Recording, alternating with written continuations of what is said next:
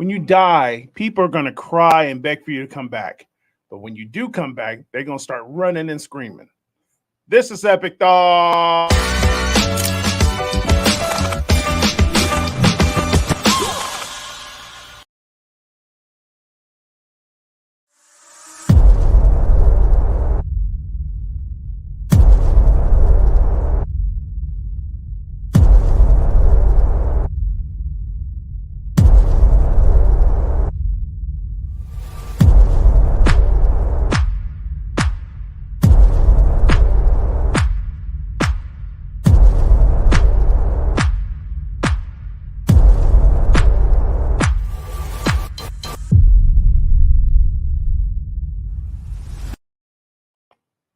What's up? Welcome to Epic Thoughts. I'm your host, Rohmon. The book is on pre-sale right now. The date of release is official. July 14th is the actual going to be the release date for the book. The call came on a Saturday morning. Dr. Reverend Jo Weston is the writer of this book. It's a autobiography. It's an autobiography. Make sure you get your copy. On the Heritage Park store, you can also purchase an autograph, personalized letter and autograph version of the book. It's on Heritage Park website right now. Go to heritageparkprod.com, go to the store. You'll be able to purchase your own personalized book, signed by Dr. Jo Weston. Anyways, what's up, everybody? It's time for another beautiful day in the neighborhood. I hope it's not too hot where you are. It's not too hot where we are. It's just hot because we haven't had heat in about 6 months here. We've had just beautiful days out here in Southern California. And so because we've been spoiled with beautiful days, when we get 100 or not even 100, it hasn't even been 100. It's like the worst was like 95. And people are acting like they're dying out here. There's people in Texas and Arizona and all the rest of the Southwest, Vegas. Y'all having triple digits. We haven't quite hit triple digits yet. I believe Palm Springs has gotten 100 degrees, if I heard correctly. But that was the worst of our heat has been this weekend. It hit up to 95. It's just we're not used to it. But today and yesterday was very mild in comparison to what the weekend was. So maybe it was like 95 on the weekend. It was like 90.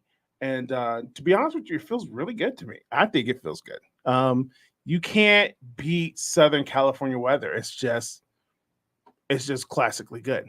What's up, man? I look good. I'm looking at myself on the monitor. Man, I look really dope. I hope you're doing well today. I want to talk to you guys for a minute. Take some time. Talk to your hearts. You hear that tongue roll? It's weird. It comes in at certain points. Hearts. I want to talk to your hearts for a quick second about some of the things. The Bible talks about the sin that so easily beseeches us. You know what I'm talking about? You know what scripture I'm talking about? It talks about the sin that so easily beseeches us. Man, I am on a quest. And I'm on this quest reluctantly, to be honest with you. I'm on this quest reluctantly because during this quest, I found myself kicking and screaming because the enemy of progress is always comparison. The enemy of progress is comparison. If you want to lose your joy, start comparing yourself to other people. And I've been doing both those things. I've been comparing my life to other people. I've been comparing my business to other people. I've been comparing how far I've made it in certain age compared to other people. And comparison just robs your joy, it robs your spirit, and it destroys progress. You'll start comparing how far you've come in life and in ministry and your career, your job, whatever. And that's never good. It's never a fundamentally sound place to grind from. It's never, and as somebody who's I'm trying to get out of hustle culture because I'm not really a fan of it. And I'm starting to think that it may not be the best option to go about, but it is what it is right now. We're in a stage where us at HP, we're just grinding a lot, trying to get back into a rhythm. And so we're grinding a lot, but comparison has just been such a killer to dreams and to facilitating everything we're trying to do. Comparison to other people sucks, man, because especially if you're on social media, and I say this all the time, if you're comparing yourself to another person's life on social media, you're comparing your worst day to their best day.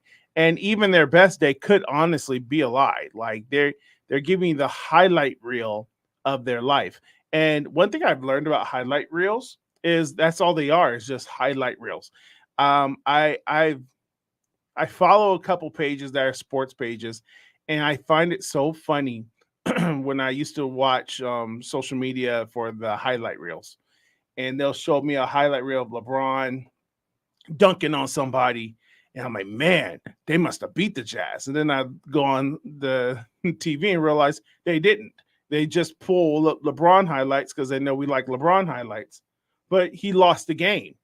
And so it's just interesting when you look at it from that perspective, like, wow, you're showing us highlights of somebody who lost. And so that's if you look at that perspective, man, it doesn't make sense to compare your best to what you see on the highlight, or compare to your worst what you see on the highlights, because the highlights you're watching could be from a person who ultimately ended up losing in life. And do you really want that kind of results, even though they've had these moments? Now, I'm not saying to disregard great moments, but I'm saying you don't know the full picture behind that 1 minute clip or that 50-second, 30-second reel that you see on social media. We don't know what's happening in the rest of that person's life. We don't know what happens the other 59 minutes and 59 hours of the, or 20, ooh, I'm stupid.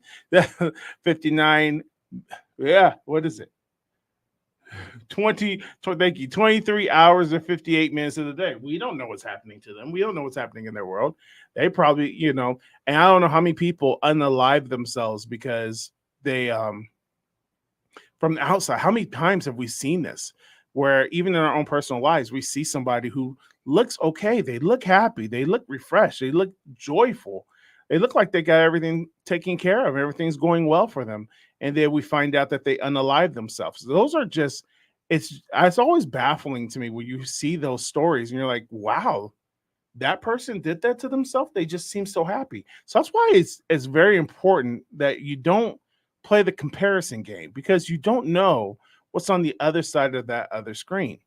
By saying which, I want to see people have joy in their life this year. Like, we are at the last week of June. Shout out to the last week of June, man. And listen, 2024 has been crazy, right? We're already halfway done through the year. I remember when I was a kid, I felt like the much time it took to get to halfway here, I felt like I was only at like March when I was a kid. It felt like 3 months, so the time is going by so fast.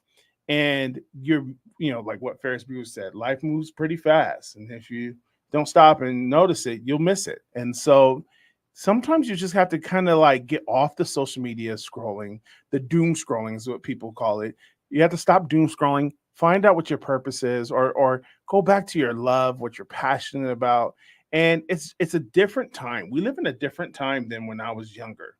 I'm a Gen Xer. I'm a baby X. I was born maybe a couple years right before I switched over from X to millennial. So I'm a baby X. That doesn't really change much of anything. I'm still an X at heart. I still act like an X.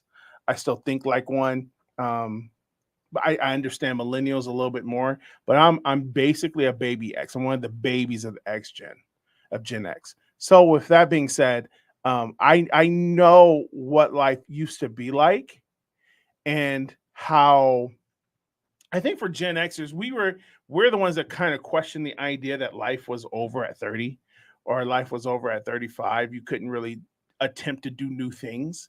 We kind of like pushed the boundaries on that, and we're like, let's see what we can do past 35. And we've been able to see and notice that, hey, anything is possible if you put your mind to it, you put your heart to it, you believe, you grind things out. And I think Gen Xers have the thick enough skin to go, you know what, I may look stupid doing this for a season, but there's something in me that believes that if I keep pushing forward towards this goal, I'll make it. And so with that being said, we've learned, I think we're one of the first generations to learn that age is nothing. It absolutely, it means nothing. I know people who are in their 20s that are highly intelligent, highly intrinsic people who can who's going to be fine, make it through a lot of stages in their life, experienced a lot of stages, experienced a lot of life at such a young age. And I've met 40, 50-year-old people who just don't get it. So at the end of the day, people always reflect age to knowledge. Age does not equal knowledge. It really doesn't. I've had some very intellectual conversations with some teenagers. Maybe that doesn't mean a lot for me. Maybe I'm the unintellectual one. But I've had some conversations with some teenagers. I'm like, wow, you're pretty knowledgeable for where you are. And I've had some conversation with some people who were my age range and above. I'm like, dude, you need to go back to something. Go back to school, go back to therapy, go back to church. Like you need something. You're not quite over what you haven't overtaken things yet. And so age doesn't equivalent to knowledge. But I'm saying all that to say that it's not too late for you, right? No matter what your age is, it's not too late to live that dream again. No matter how ridiculous the dream is. LL Cool J released some new music this last week. And I'm a fan of LL Cool J because I just love LL Cool J's approach to making music. I feel like if I had a spiritual animal, like a secular artist spiritual animal that kind of reflects my rap style or rap preface, it'd be LL Cool J. I feel like everybody always go, I'm the Christian version of Drake, or I'm the Christian version of, I always feel like I might be the Christian version of LL. Okay. I'm not as sexy as him. In my mind, I am. But, maybe on the outward appearance, I'm not as sexy as LL. But at the same time, I appreciate his hustle where he's not afraid to try different things with his music, right? And whether something fails or succeeds, it doesn't stop the next project. So he's always going to drop another project, whether you love it or you hate it. And I really appreciate him for that. And he's grown with his music. So his most recent record, I've listened to little pieces of stuff that he's released in the last week. And I'm like, dude, this is not so bad. And I remember I went to excuse me, my voice is going out. It's crazy. I went to a LL Cool J concert. Man, it was, wow, maybe 2014, 15, maybe. It was wow, it was a long time ago. I went to an LL Cool J concert a long time ago.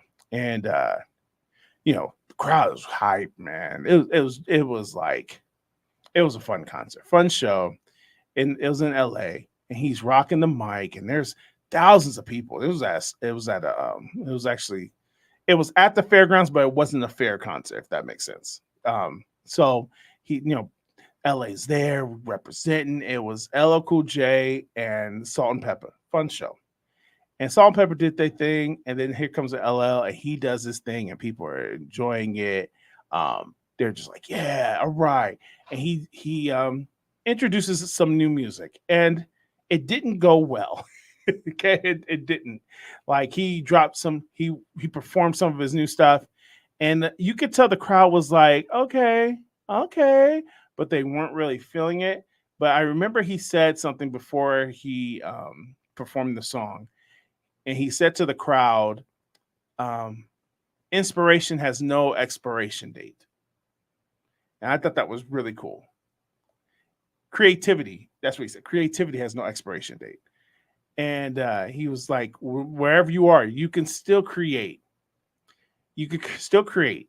And I enjoyed the fact that he dropped new music, because I find it fascinating when artists are later on their ages and they drop new music, because I'm an artist that's in, I'm not in twilight. It's not like I'm in my twilight years, but I'm older than most. And for him to be out there still doing stuff, maybe if it's just for his fans, that's good enough for me. I think the idea that we have to be everybody that releases music or everybody who makes content has to be viral or they're not good. It's very clear and evident that being that everyone knowing you is not the definition that we need to hold on to being good, right? For example, McDonald's is one of the top selling burger joints in all the world. And we all know, McDonald's to be not good, right? It's cheap, it's available, it's easy access, so people like it. that doesn't mean it's good, right? Ooh, that's good. That could preach. It's easy access. It's cheap. Doesn't mean it's good. So when you hear this music and 7 million people like this song, you ever listen to the song, you're like, it's not that good. It's actually pretty cheap. And whenever we're rapping about like hoes and drugs and selling drugs and doing drugs, and everyone's like, yeah, this song's hot. No, it's not. It's cheap, and you're cheap for eating it. I one day I was at McDonald's. This sounds so judgmental, but I'm gonna say because it's my podcast. I'm at McDonald's. I'm ordering my food, and I don't know if you noticed. In the words of Chris Farley, I don't know if you noticed. I got a little bit of a weight problem. Yeah, so my homie used to say, "Yep, you can't wait to eat." I did. I have a weight problem. So I remember one day I've always been conscious of my weight. I'm always conscious, and I should do something about it. I do stuff about it, and then I fall off. Whatever. I'm in my journey.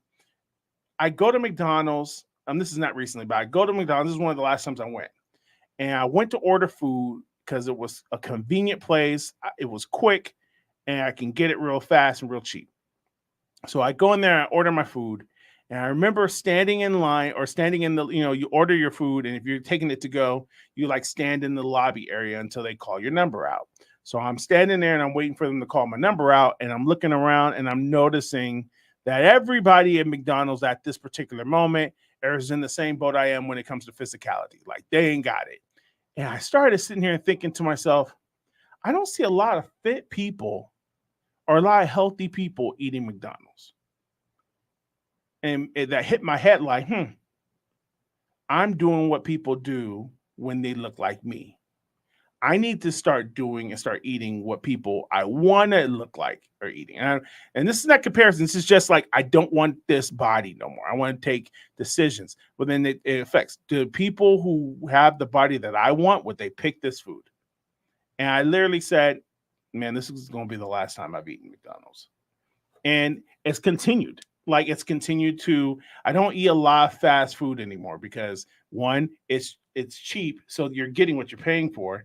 And if you really look at what you're eating, you're basically eating legal drugs. Like you're putting your body in a very dangerous place when you're eating fast food. Even fast food that you think to be okay, like the Chipotles and all the stuff like that. Because even though they call it fresh, there's still like preservatives in those foods and stuff like that. But it's gone as far as like I saw podcasts where they were reading off the nutritional value of a Chick-fil-A sandwich or a Church's chicken, and how there's drugs and chemicals in those food that put you in a bad place physically and mentally. And it's having the same effects. Some food has the same effect on your body as crack. Can you believe that? Like, y'all don't do drugs. Yeah, but you do Mickey D's. Like, that's crazy. So I'm in that journey right now, but I had to make that decision to do that. But that's what art has become. Art has become like Mickey D's. It's toxic, it's nasty, but it's cheap and it's easily accessible. And if you want the need of that heavy beat and that disconnection from the world and or the energy to look at your life and be like, you know what, F this. This is what I want right now. Because music gives us an escape to things. And so when we have those moments where we're listening to those artists, it gives us that moment of escape. And it gives us that feel that we're looking for, which is really dopamine. If you really think about it, you're getting dopamine just as powerful as any other street drug. And you'll keep feeling it and feeling it and feeling it. And what's going to end up happening is your lifestyle is going to match what you eat. Oh, man. I don't mean to preach on Epic Thoughts. I really don't. But this is what's happening. It's happening. It's happening. So it's you got to be careful, though. Right? Because that stuff, even though I'm a lover of hip hop, I'm a lover of it. I grew up on it, right? My first album was Young MC. Funny story. This is a true story. My first record that I ever purchased, or somebody gifted to me. I don't know if I purchased it or somebody gifted, but I was 12 years old and it was Young MC. Okay. And I think the album was it was called Young MC. Back then they would call their albums whatever the artist name was. And I think it was the name of the album was Young MC.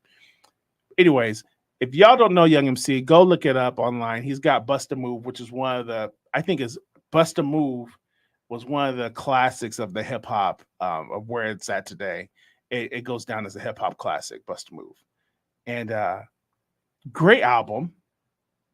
And I remember I used to listen to the album from 1 to whatever the last one was. It was a cassette. So I listened to everything on side A, and I turned around and listened to every song on side B. I knew every lyric to that album. I loved Young MC. And I know you play it again out to this day. And I remember there's 3 songs on there that had curse words, right? But they only had one curse word each. And at the time I'm 12, so I'm thinking these are bad words. So one word he says damn, and then another word he says hell, and then I think he says damn again. So 2 dams and a hell on the whole record, 2 dams and a hell. And I remember giving it to my mom, like, Mom, I'm sorry. I felt so guilty. I was like, this is how my innocent heart was. Mom, I'm so sorry. Like, I wrote the song. I'm so sorry, but I've been listening to this album for like forever. And he says the D word twice and says the H word. My mom looked at me and said, boy, take that to set and go listen to Young MC. Thank God I have a mom who's gracious. And I don't know if I should, my next statement probably kind of regurgitates the last statement. So I took the tape, I kept listening to it, and I loved it so much. My next album. So I go from Young MC, right? The next album is America's Most Wanted, NWA. No lie. I was like, was it American? No.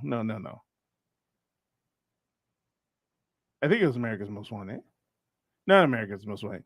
Whatever the NWA's first album was, that was my next album, the one with Express Yourself. I was like, oh man, I didn't tell my mom about that at all. so I was immediately had created my my expansion. I'm going between Young MC and NWA, and I liked everything in between. Those are the 2 records I first got. I think the next album after that was Weird. It just shows you how my taste in music was. So that was my first record was Young MC. My next record was NWA, and then my third one was Step by Step, New Kids on the Block. No lie. As a matter of fact, there's a funny story about New Kids on the Block. So New Kids on the Block, my dad worked at he's passed, so now I can tell this story. So my dad worked at a warehouse, but it was supposed to be a meat factory.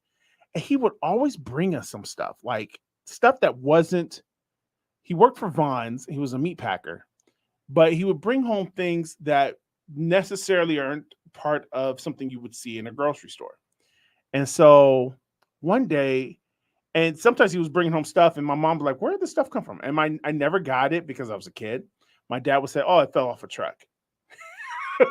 No, like, oh, that fell off a truck. And so one day, this is when the hustling road spirit showed up.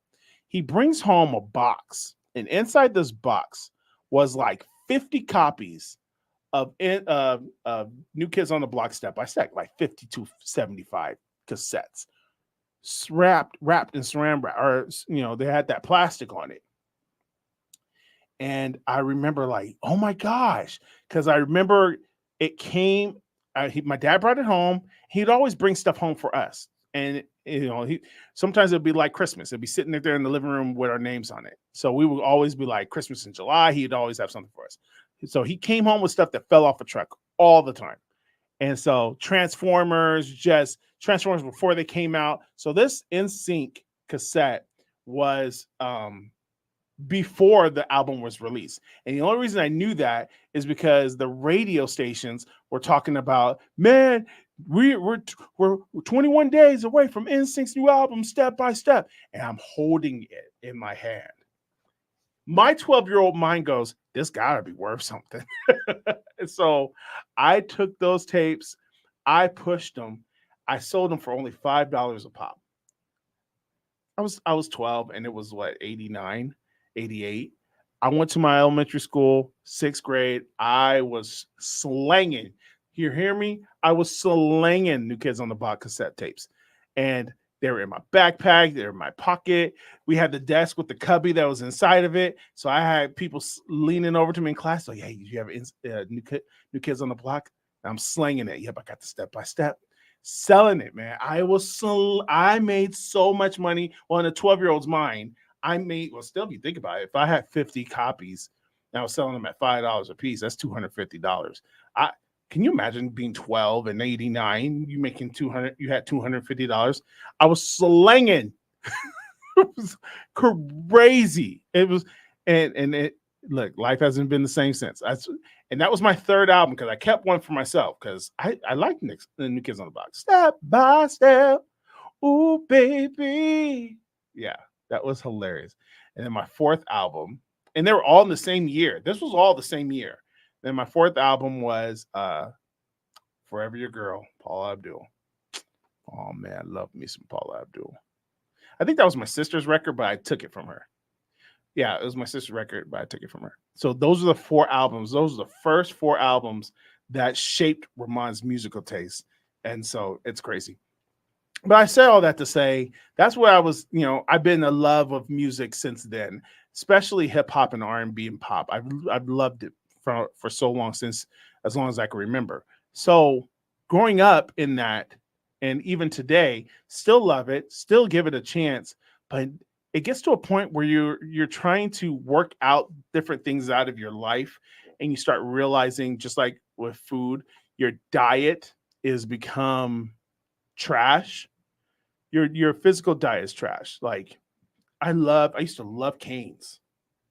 And then you look at how they make their chicken, you're like, Cane's is not good for anybody. It's, and so then when you need your body to be long lasting, when COVID comes around and all these different things that you go, man, I need my body to function at its most functioning state, and then it doesn't, you're in a bad situation because you've been filling it with these toxins that it can't survive. Well, it's the same thing for your heart. It's the same thing for your faith, right? When you need to believe God for some things, or you want to wrap your head on a different way of thinking, you're stuck in this world of this toxic that you feed yourself. And so, unfortunately, I've had to cut out a lot of music from my life because I'm not in that world anymore. I don't want to be in that world. Like, I have daughters. I don't have any sons. I have all daughters. I have all nieces. I got one nephew, but I got a bunch of nieces and a bunch of daughters. Okay. And I'm very protective of how they live their life. I even have sisters. Of course, I have sisters. I have a lot of female family members. When I see them on social media and they're trying to be sexy, it breaks my heart because there's so much more that they can bring to the table beside that. And so the music that I was eating at one point, or consuming, I should say, was being a very strong factor on how I viewed women. And so looking at my kids, looking at my nieces, looking at my sisters, looking at my cousins, I started to go, I don't want somebody looking at them like that. And I think what ended up happening was, I have a friend who's kind of thuggish, and he told me something very gross about my sister. One of my sisters. He was like, man, she's fine. And the way he was saying it was not, it wasn't to compliment. It was like, yo, hook me up. I want to. And I'm like, dude, first of all, my sister married. Second of all, that's gross. Why do you come to me like that? So I had to change my whole, and I realized that he's not being, I'm not excusing his behavior. My point to make is, that's what the culture has done to him. That's what his diet has done to him. That's what his intake has done to him. And we act like it's not a big deal. And I remember being a kid, and I remember being a teenager in youth ministry, and we used to argue with our youth pastors and our youth leaders saying, it's not affecting us. And they kept saying it does. And I was like, no, it's not affecting us, because we felt like it wasn't. We just didn't want to give it up. Just like with fast food, I didn't want to give it up. It was addicting. I loved it. It tastes good. It was quick. It was easy, and it was cheap. Right? Even to this day, I get in the mail. Sometimes I'll get in the mailer. I'll get Carl's Jr. coupons, and I'm like, oh God, because I love it so much. But I can't give in to these things anymore if I'm trying to change an outlook. If I'm trying to change the way I function in life, I can't consume what I used to consume and have my life change. If I want a different outlook, if I want to see things differently, if I want to experience differently, if I want my physical body to respond to stuff differently, then I have to change my consumption physically. Same thing spiritually. If I want to obtain certain areas of my life that I feel like mentally I cannot get to right now, let me take a look at what I'm consuming and what I'm taking in, because that's that's a reflection of what's coming out of me. So, the music had to change. And I'm just saying this because I love my culture. I love hip hop culture. I love the Black experience. I'm tired of seeing us look like children, right? The scripture is very clear. When I was a child, I thought like a child, I reasoned like a child, but when I became a man, I put childish things behind me. That's 1 Corinthians 13. I see us. Hear my heart, man. I'm torn about the Drake Kendrick beef. I'm torn because when beefs happen in the hip hop thing, in the hip hop community, when beefs happen, they're celebrated to an extent because we get to see two artists at the top of their game go at each other, and beefs are good for the artist because it really pushes them to really express, really put their stuff out there and produce some very well put together music. And we got good music from Kendrick and we got good music from Drake from this beef. At the end of the day, though, what it really is two men tearing each other down. Right? I know they respect each other, and I personally think that at the end of the day, they're still going to be homies. Okay, whatever this beef is, they'll put behind them, and they'll be homies because they'll understand it's for the art form. But when I saw the Kendrick Lamar concert, and I saw the people on the stage dancing, and I saw all the people in the crowd, that's when my heart started to grieve because I'm like, are we ever going to grow up? Like, there's people in there 45 years old, 55 years old. And I know it's the culture. I don't despite. I'm not trying to tell you that this is not how we should have fun or a good time or rock out where good music come on. But when it's damaging, when it's destructive, and it's funny thing is that there's people across the whole world that's all they could talk about. I hustle. I do a lot of things on the side. So I was doing Lyft. The very next day, guy got in my car. He's 35, lives at home with his mama, and all he kept talking about was how cool the concert was. And I was like, "Were you there?" No, I was watching it from my phone. It was so cool. And then he started talking, and it sounded like I was talking to a 15-year-old who doesn't care about life. Because that's what we've made it to be that. Because when you consume things that doesn't develop you, you become underdeveloped. Can you imagine if you were a child and you just ate graham crackers and and apple juice and applesauce and you grew up with that kind of, your body's not going to be functioning right. And it's just, I don't know. Maybe it's just me. I just feel like we can do so much better if we're if we take control of the consumption of our life. This is just the intro to what I've been feeling. That's why Heritage Park was created. To be honest with you, like, I get it. People, whatever. And I'm not going to sit here and talk about what Heritage Park is here for, because I'm tired of trying to convince people to fool with us. Okay. At the end of the day, I want to be a part of art that I'm not going to walk away and go, man, that was an empty calorie. And it's okay if you have empty calories once in a while. But most of the stuff you watch is just empty calories. It doesn't help you at all. Most of the music we listen to is empty calories. Don't help us at all. And sometimes I don't want to just worship all day. Sometimes I want to hear a hard beat with somebody rapping on it. So that's why HP Radio is created, because all the stuff that HP represents is stuff that I want to see in the world. It's stuff that I wish I had available to me. I always talked about a radio station, and in my mind, I always called it K-Praise. And not just Kirk Franklin, but let me hear all the good stuff, man. Let me hear stuff that edifies my soul. Let me hear people who were really. Here's my argument with people who argue about Christian hip hop. Let me make my argument back. Now, I do believe that CHH has some work to do. Okay, I know they have work to do. CHH does. I don't think that if you're making a record and you have 9 to 12 songs on your record, I don't believe every song should be about God. Okay, I love God, love Jesus. If you're gonna make an album, that's powerful. I love it. CHH artists, make your record. Does 12 songs have to be about this next song is about the goodness of God? And there's only right now in our current state, most primary artists rap about 2 things. They rap about God and then how good they are because of God. There's so much more we can share. I think that's why artists like NF do so well, because he expands on not just God for 12 songs. He expands on not just me and my squad gonna beat your squad. Me beat the devil. You can't, bro, you ain't gonna beat the devil. The devil been here much longer than you. He's smarter than you. He figured you out.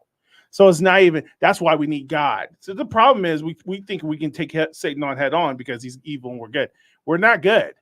I had an aha moment. I know I'm just talking now. I'm just this potpourri epic thoughts. I read a scripture. I've been reading it forever, and I always try to interpret it a certain way.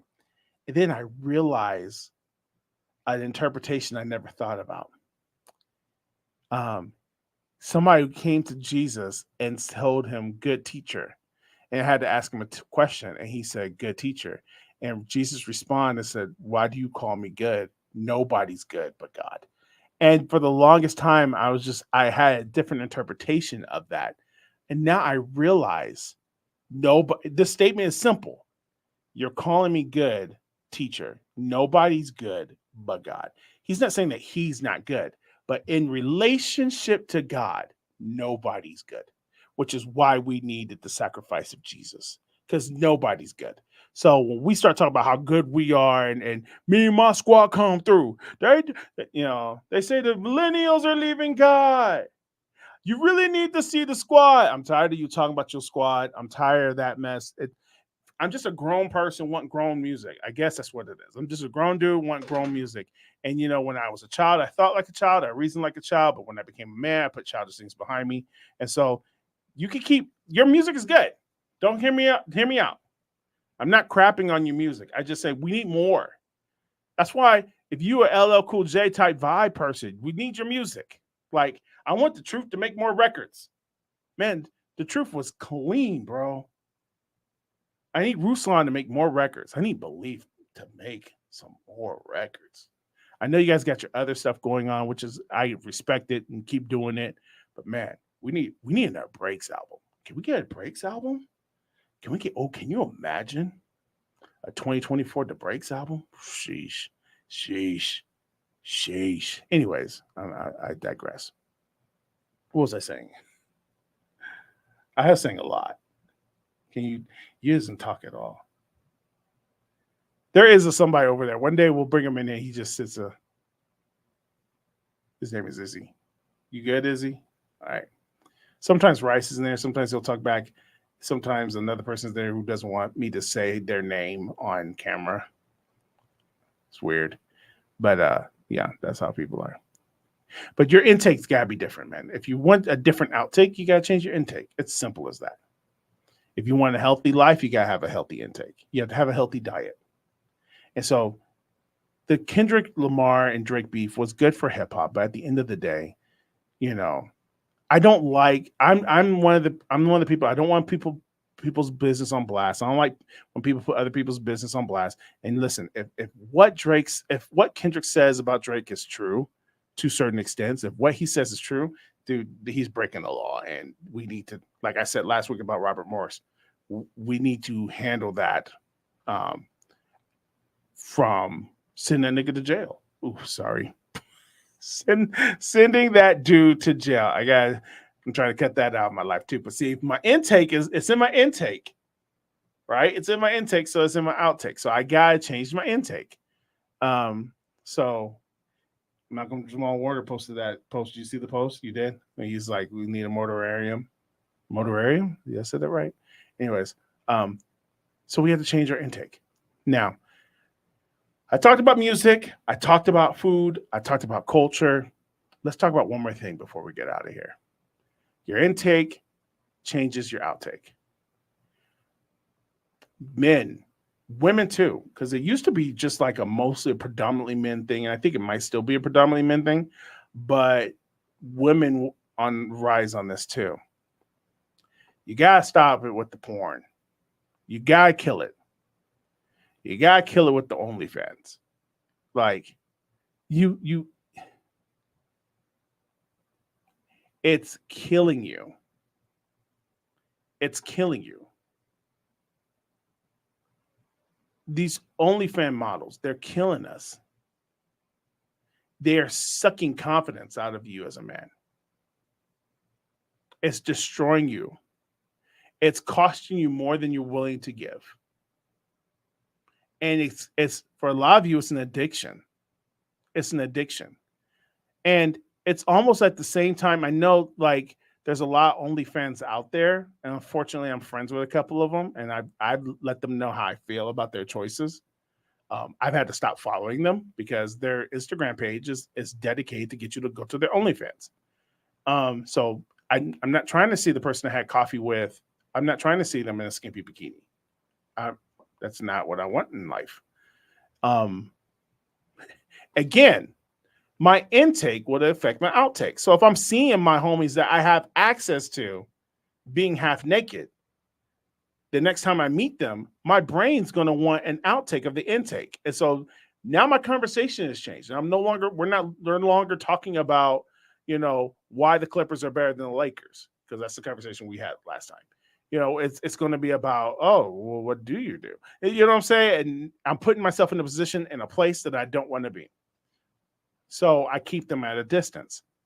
So you got to kill that stuff, because at the end of the day, they're looking for money, but they're also looking for attention. And it's heartbreaking to see these guys who give up their last dollar. Some of them, their last dollar. Some of them have families and they have kids, and they take the money that they work from their jobs and they take it out of their babies' mouths and put it in an IG chick's hands just to get a glimpse of them nude. That's heartbreaking, man. That's heartbreaking, bro. That's sad to see. And that's something that has to change. We talked about earlier about empty calories. This is death. You're basically drinking poison, and it's rotting you from the inside out. Porn does so many bad things to your body. It first of all, it gives you an unhealthy outlook of what sex looks like. It gives you an unhealthy outlook on it. Okay. Pornography feeds lust. It feeds your lust. And the problem with lust is that you can never meet the need of lust. You can never extinguish the desire. You'll never put it away, right? Lust never gets filled. Desire gets met, but lust doesn't. And you just keep feeding it, and it just wants more and more and more. And it gets to the point where it takes away more than you're willing to give. You got to be careful of that stuff. You got to kill that. You got to kill that.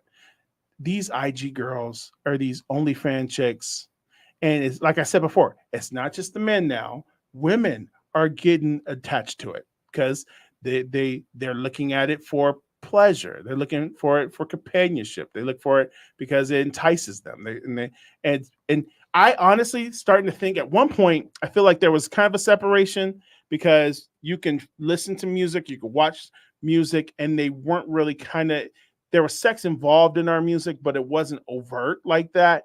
And if it was overt, you had to be watching what was it called? BET Unplugged, BET at late night or something like that.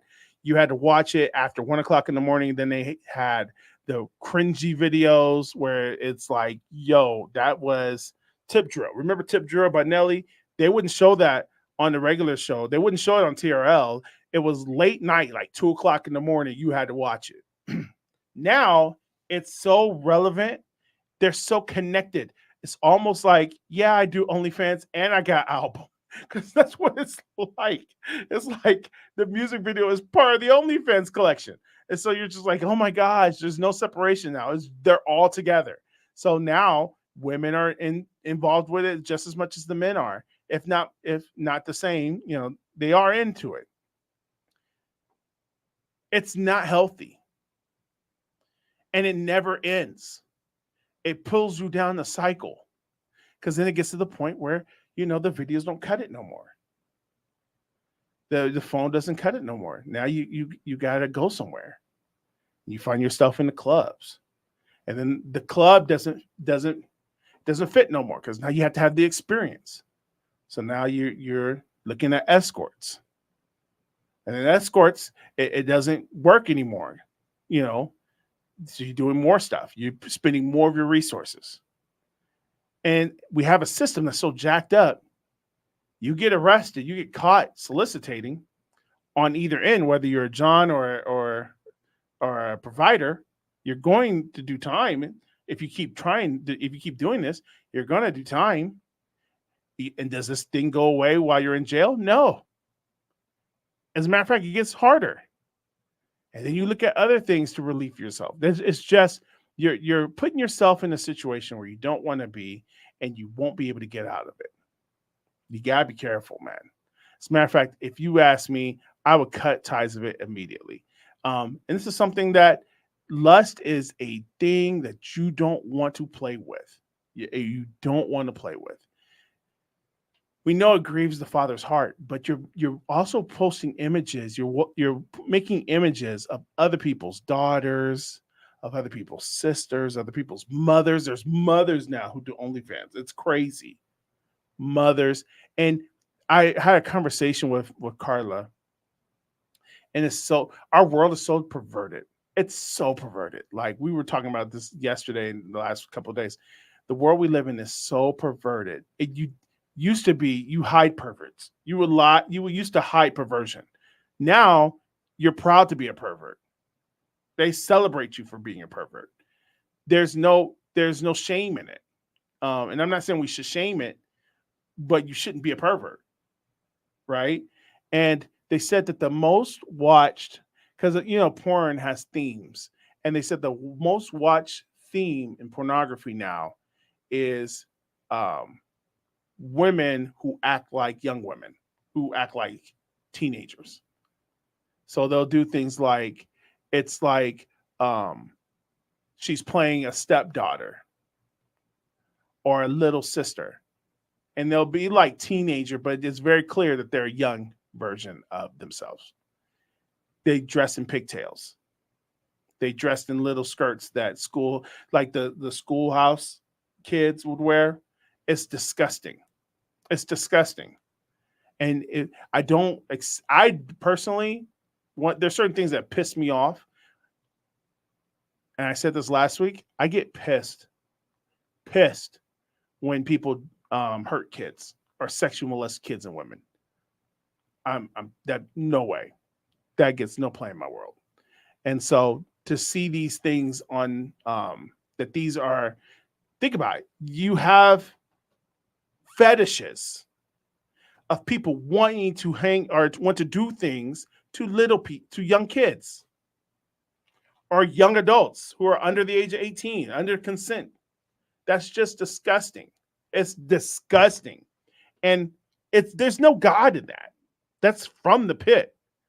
And it's out there to entangle you, capture you, suffocate you, essentially kill you. You got to be mindful of these things. You got to change what you consume. You change what you consume, you could change the outcome. Many people are trying to change the outcome in their life without changing the income, without changing what their consumption is. And that's just, you're going to frustrate yourself. And it's like running in a race, but realizing you're on a treadmill. That's what life is like when you try to change things on the backwards of that. You're trying to change the outcome of your life without changing what you're consuming. You got to be mindful of that, man. You got to change that junk. That junk's going to jack you up. Okay. Heritage Park, PROD is the website. We got some cool stuff on there. The summer collection is up. We had to change some things with the store. We had some problems, major problems with the Heritage Park store, but thank God those things got fixed. And so we are on our way. We are ready to do things. We are killing the game right now. Heritage Park PROD is the website. You can get all your stuff up there. Where's the website at? I can't find it. Do you have it?